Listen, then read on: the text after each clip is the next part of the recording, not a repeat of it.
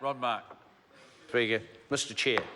Well, it's interesting. And looking at this report on page 596 of the annual review of corrections, there's a part of me that says, Mr. Chairman, this is like a deja vu, isn't it? If I think back to the time when I was in opposition over here and I was looking at the Honourable Paul Swain, who was the Minister of Corrections, and Labor was in government, we were talking corrections, and what an absolute debacle it was. And I look at this report here, I see the mention of the advanced control and restraint training that's been very successful. It brings back visions, Mr. Chair, of the goon squad in Christchurch that, among other things, became very infamous for having an initiation test which required new members to put their penis on the bar at the West Melton pub and withstand it being bashed with a beer bottle. And that was the type, and we had Judge Alyssa Duffy's a judicial inquiry into the what was known as the goon squad in Canterbury, but it was the emergency response team. Thankfully, those days have gone. And I have to say, Mr. Chair, looking at this report, it does beg a question. In those days, the Department of Corrections was a debacle. And there were many across the House who questioned the view that the National Party and the ACT Party touted that we should have private prisons. Looking at this report here, we see 2016 that we are in this era where the new government, this government, has indeed privatised a couple of prisons, and we read on page 597 that this private prison, the private management of prisons has likewise turned out to be a debacle. The Minister saying herself that she's just received an $8 million cheque being payment from Serco for their failings, which are covered in this report, some of which are covered in this report. So where does it lead us to think today in 2017? It actually leads us in New Zealand First to think that actually corrections has gone through a serious adjustment. The public management of our prisons has improved. The leadership team in corrections has definitely improved in the days of Mr. McCarthy and the like. But it is this experiment which has fallen over drastically. And I read in this report here where we see Serco is fined for failing to meet performance targets in accordance with the contract. Go on down, the department has acknowledged it was responsible for overseeing the prison, emphasised that it was now focused on making future improvements. Talk about question, and the committee itself questioning the questionable international reputation of the prison management who actually won this contract. Question, what does this government intend doing, Mr. Chair? It's tried its experiment. In actual fact, it's the publicly managed prisons that seem to have picked up their game and are doing better, and it is the private prison experiment which has turned out to be a disaster.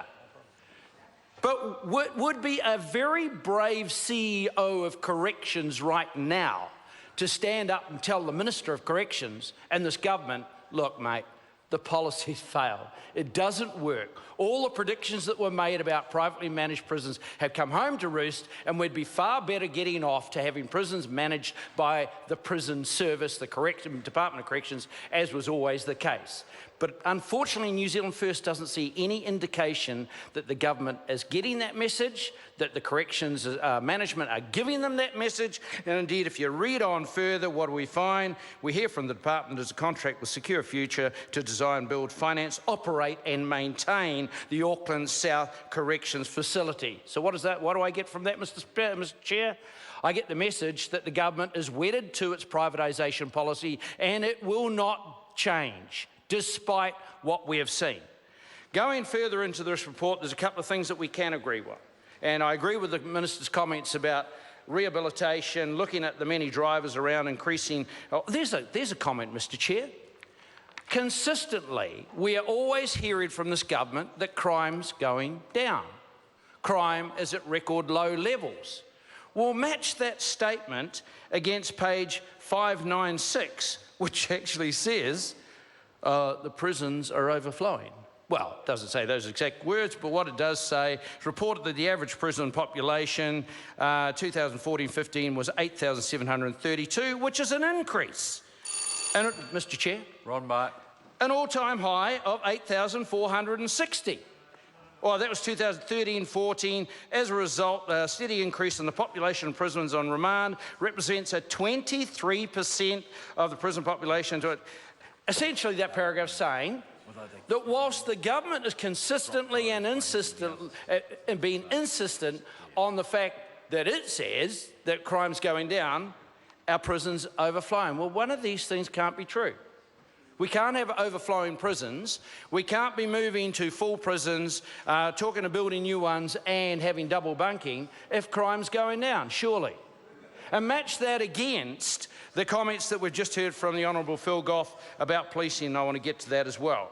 Look, Mr Speaker, if you look at corrections and you look at police hand in hand and you look at this report and read it, look, the reducing offending, are we succeeding there? No.